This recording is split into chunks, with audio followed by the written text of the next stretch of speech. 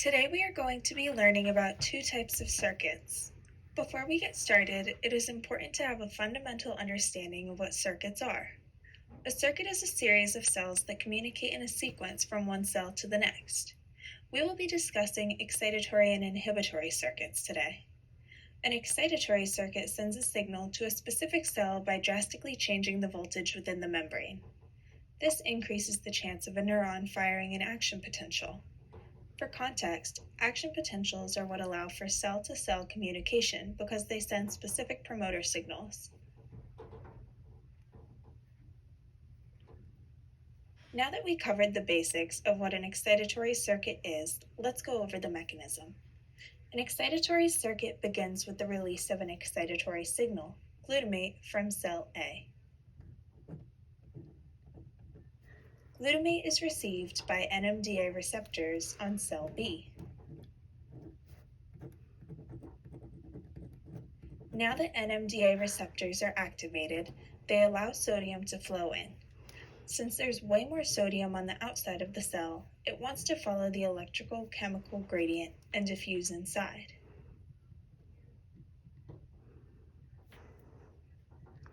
The sodium causes depolarization, which makes the membrane potential rapidly shift more positive. In this example, we will assume that the cell reaches threshold, which is the minimum voltage needed to fire off an action potential.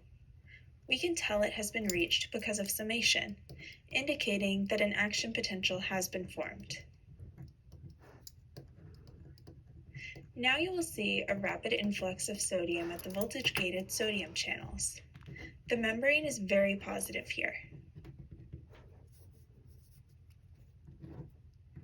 Because it is so positive, the voltage-gated potassium channels open, and now potassium moves out, hyperpolarizing the cell to make it more negative. This fluctuation occurs over and over down cell B at the nodes of Ranvier.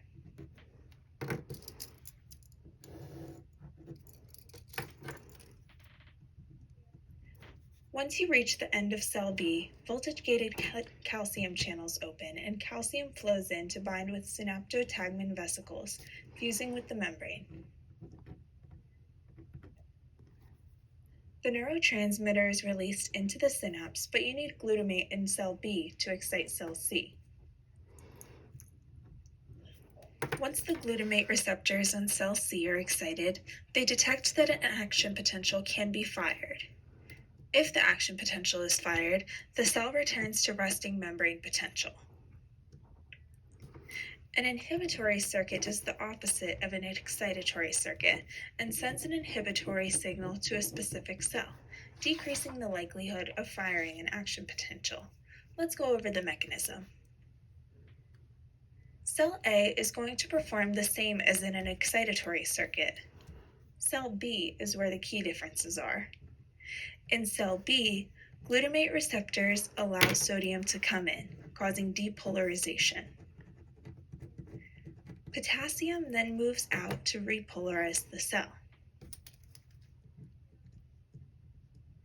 This is going to happen over and over down the axon. Once you reach the synapse, cell B releases GABA, which prevents the likelihood of an action potential from firing. Let's use GABA A as our receptor on cell C. It is ionotropic and will promote ion movement, allowing chloride to come into cell C, hyperpolarizing it, aka making it more negative.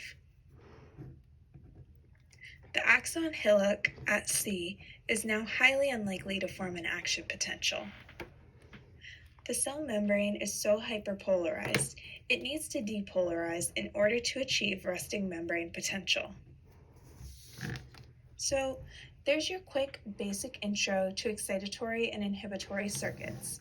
I hope that was helpful and very informative. Thank you.